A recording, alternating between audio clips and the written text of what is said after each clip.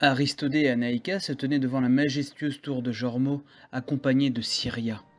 Leurs regards scrutèrent attentivement les alentours, et fort heureusement, aucun portail interdimensionnel n'était visible.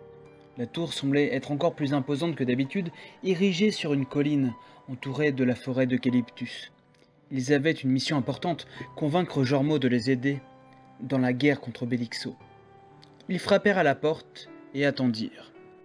La porte s'ouvrit toute seule après quelques secondes et Aristodée et Anaïka entrèrent dans la tour, émerveillés par les runes qui ornaient les murs. La salle était grande et silencieuse et ils ne virent personne pour les accueillir. Ils commencèrent à explorer les lieux en se demandant où se cachait Jormo. Ils passèrent devant des salles remplies d'étranges instruments et de livres anciens. Ils virent des fresques qui racontaient des histoires de fantaisie et de science-fiction. Anaïka vit un escalier qui menait au sommet de la tour et ils décidèrent de monter pour voir ce qui se trouvait là-haut. En montant les marches, ils sentirent l'air se rafraîchir et ils entendirent des bruits étranges. Ils arrivèrent enfin au premier étage. Soudain, une voix se fit entendre. Bienvenue, bienvenue, mes précieux. Gollum vous accueille dans la tour du grand maître Jormo.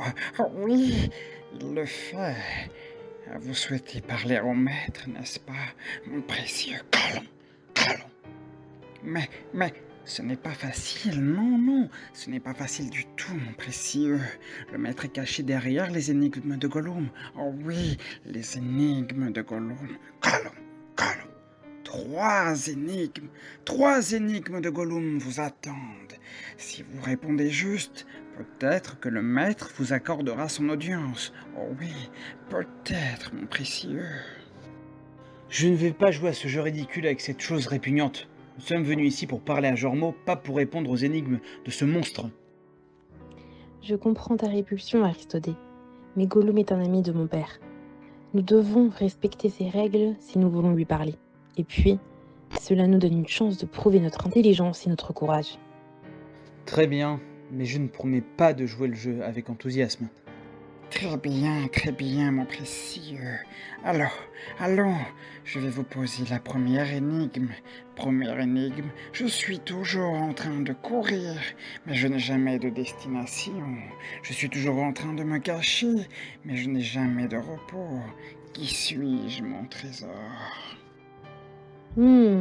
C'est difficile. Est-ce le temps? Oui, petite futée. Deuxième énigme, je suis le fils du frère de mon père, mais je n'ai pas de père ni de frère. Qui suis-je? Je crois que je sais. C'est un neveu. Très bien, mon trésor. Mais attention, il reste encore une dernière énigme, mon précieux. Gollum, Gollum. Je ne suis pas sûr d'être à la hauteur de cette dernière énigme. Je vais te laisser répondre, Anaïka. Dernière énigme, je suis le début de tout, la fin de tout. Qu'est-ce que je suis, mon trésor? Est-ce la lettre T? Oh oui, très bien.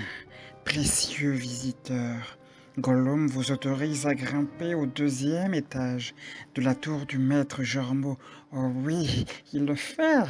Mais attention à vous, mes précieux, car l'épreuve du deuxième étage est bien plus tordue que la mienne. Oh oui, beaucoup plus tordue.